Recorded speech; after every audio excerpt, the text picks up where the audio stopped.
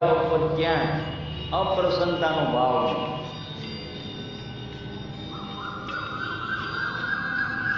અને કંસના મૃત્યુના સમાચાર જરાસંઘે સાંભળ્યા ને ત્યાં તો અગન જ્વાળાઓ પ્રગટી ગયો. જરાસંઘ મથુરા પર ચડાઈ કરે છે. જરાસંઘને પરાસ્ત કરી નાખે છે. જરાસંઘ પાછો હટી જાય છે. યોજના બનાવે છે કે આ કૃષ્ણને ખતમ કરવા માટે થઈ મારી દીકરીને વિધવા જેને બનાવી છે એને હું આ પૃથ્વી ઉપર રહેવા નહીં દઉં. એના માટે કોઈને કોઈ કારસો.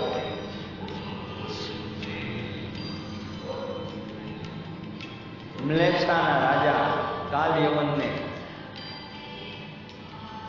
એની સાથે મિત્રતા શરૂ કરી. કાલયવનને આમંત્રણ આપ્યું કે તું અમારા હિન્દુસ્તાનમાં આવ અને કૃષ્ણ નામના કલંકને ખતમ કરી દે. બોલો, એને કલંક કે પછી ખબર પડી કૃષ્ણને કે આને તો મ્લેચ્છા યોદ્ધાઓને બોલાવ્યા છે, પણ કઈ વાત. આ મથુરાને જો સલામત રાખવું હશે તો મારે મથુરાથી ભાગવું પડશે, નહીં તો મથુરાને આ લોકો ખતમ કરી દેશે. એટલે કૃષ્ણ રણ મેદાન છોડીને ભાગે છે.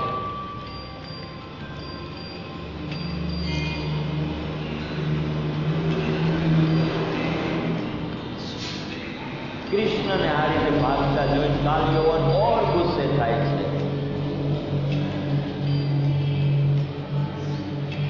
પાછળ દોડે છે કાલયવન.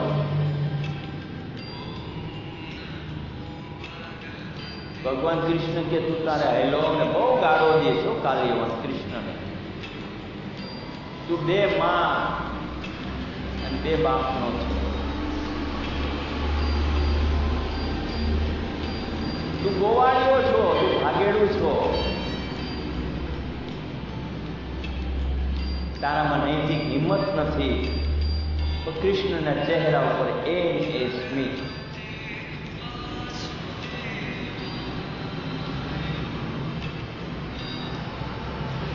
કાલયવન દોડી દોડીને થાકી જાય છે, પણ કૃષ્ણ જરાય થાકતા નથી.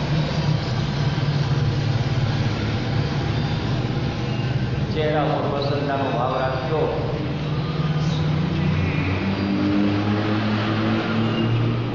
તમારો કોઈ દુશ્મન હોય તો અપ્રસન્નતા છે,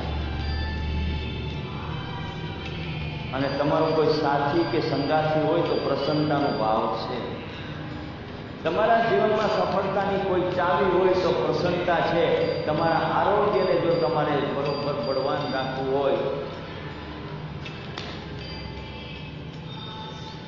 તો તમારી પ્રસન્નતા કામ લાગશે.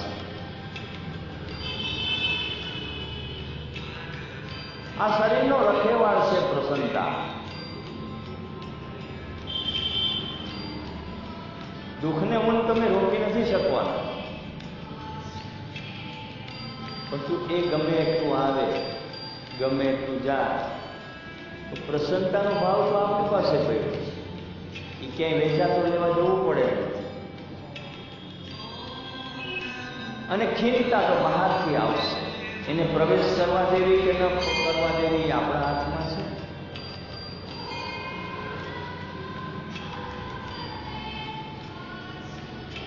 તો તમારી શક્તિઓનો તમારે ઉપયોગ કરીને તમારા જ જીવનને સફળ બનાવવાનું છે.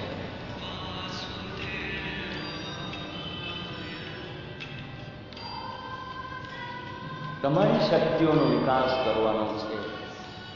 તમારી અંદર આનંદની લહેરખીઓ ઉઠી રહી છે, એને વીણી ચૂણીને તમારી અંદર કાયમી સ્થાન આપી દેવાનું છે. કાયમ માટે તમારે તમારી અંદરૂની શક્તિઓને જાગૃત રાખવાની છે. અને એના માટે કોઈની મદદની જરૂર નથી. તમે ને તમારો શ્વાસ અને તમારું મન, આ સાચા તમારા સાથીદારો છે. તમારું આ શરીર, તમારું મન અને તમારો શ્વાસ, આ ત્રણ ભેગા થઈ જાય ને એટલે દુનિયાની કોઈ તાકાત તમને હલબલાવી ન શકે.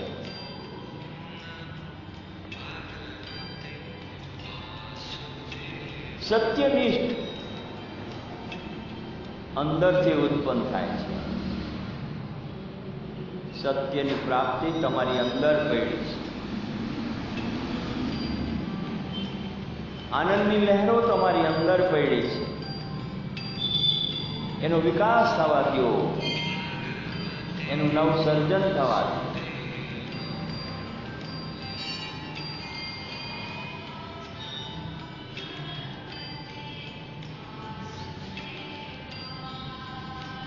એ ઉર્જા અને શક્તિઓનો વિકાસ થશે ને તો ઓર પ્રસન્નતા દ્રઢ બની જશે. જીવનનું લક્ષ્ય થઈ જશે પ્રસન્નતા. જીવનની સફળતાઓની ગુંચાવી થઈ જશે પ્રસન્નતા.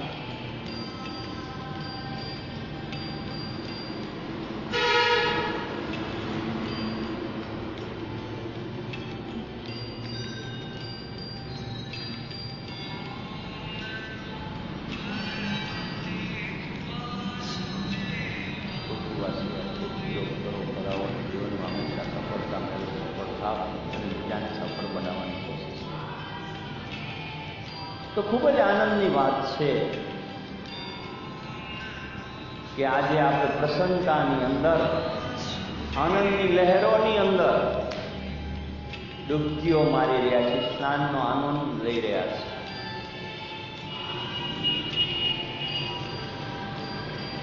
અને કાલ યવન દોડતો દોડતો કૃષ્ણની પાછળ જાય છે. કૃષ્ણએ વિચાર કર્યો કે આને મારીને આપણે કંઈ લાભ નથી, પરંતુ આ બીજા દ્વારા મરી જાય એવું કંઈ કરવું જોશે. તો દેવાસુર સંગ્રામની અંદર મુચિકંદ નામના એક મહાન યોદ્ધા દેવતાઓને મદદ કરવા માટે ગયા હોય છે અને અસુરોનો નાશ કરી નાખે છે. અને જ્યારે અસુરોનો નાશ થઈ ગયો ત્યારે બ્રહ્મા, વિષ્ણુ અને મહેશને પ્રણામ કરીને મુચિકંદ ઋષિ કહે છે કે પ્રભુ, તમારી કૃપાથી આ કાર્ય હું કરી શક્યો છું. ત્યારે ભગવાન શિવજી કહે છે કે ભાઈ માગ, તારે શું જોઈએ છે ભાઈ? એ કે બસ મને એવું કોઈ સ્થાન બતાવો કે જ્યાં હું નિરાંતે આરામ કરી શકું, મને થાક બહુ લાગ્યો છે અને મારી આરામમાં કોઈ ખલેલ ન પાડે એવું મને વરદાન આપે. કે જાત અને વરદાન છે, જુનાગઢની ગુફાની અંદર જઈ આરામ કર, પરંતુ જે તને તારા આરામની અંદર ખલેલ પહોંચાડશે એ તારી આંખોના તેજથી બળીને ભસ્મ થઈ જશે. કારણ કે આ બીજાને ભસ્મ કરવાની શક્તિ ભગવાન શિવ પાસે છે. એટલે શિવે એને આશીર્વાદ આપ્યા અને મુચિકંદ ઋષિ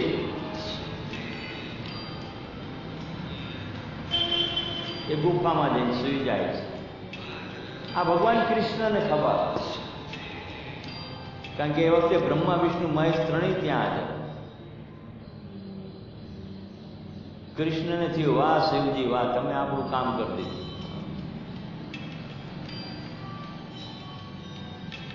અને જુનાગઢની એ ગુફાની અંદર ભગવાન કૃષ્ણ પ્રવેશ કરે છે અને પોતાનું ઉપવસ્ત્ર જે હતું તે મુચિકંદ ઋષિ ઉપર ઓઢાડી દે અને પોતે ગુફાની અંદર એક અંધારી જગ્યાની અંદર જઈને ઊભા રહી જાય છે. કાલયવન ગુફાની અંદર પ્રવેશ કરે છે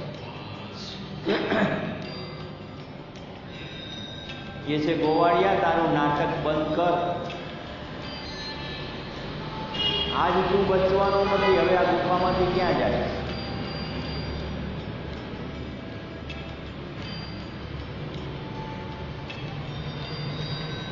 અને એમ કહેવાય છે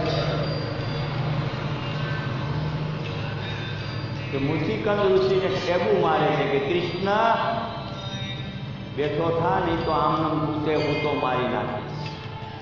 એક ઠેબુ માર્યું, બે ઠેબુ માર્યું, ત્રીજું ઠેબુ માર્યું ને ત્યાં તો પેલો મુચિકંદ ઋષિ છે ને છઠાક દિન બેઠો થઈ જાય અને આંખોમાંથી અંગારા વરસવા લાગે છે. અને મુચિકંદ ઋષિની આંખના અંગારામાંથી એ બળીને ભસ્મ થઈ જાય છે. ત્યારે કૃષ્ણ બહાર નીકળીને કહે છે કે વાહ મુચિકંદ ઋષિ, વાહ, તમે તો મારું કામ આસાન કરી દીધું. કે પ્રભુ તમે અહીં પહોંચી ગયા? એ કે શું કરું ભાઈ, તમારો જાગવાનો ટાઈમ થઈ ગયો અને આ કાળ યવનના નાશનો ટાઈમ થઈ ગયો, એટલે મારે તમારી પાસે આવવું.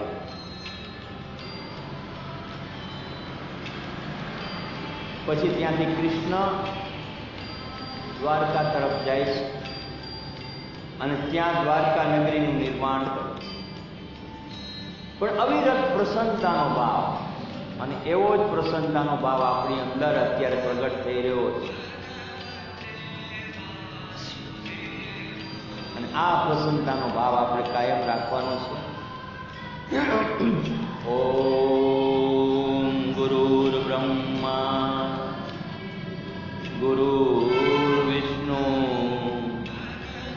ગુરુર્દેવો મહેશ્વરા ગુરુર સાક્ષાત પરબ્રહ્મ તસ્મૈ શ્રી ગુરુવે નમઃ. અખંડ મંડલાકાર વ્યાપ્તે येन चराचर तत्पदर्शितं येन तस्मै श्री गुरुवे तस्मै श्री गुरुवे तस्मै श्री गुरुवे. कर्पूर गौरव करुणावतारं संसार सारं भुजगेन्द्रहारं सदा वसन्तं हृदयारविन्दे भवं भवानी सहितं नमामि.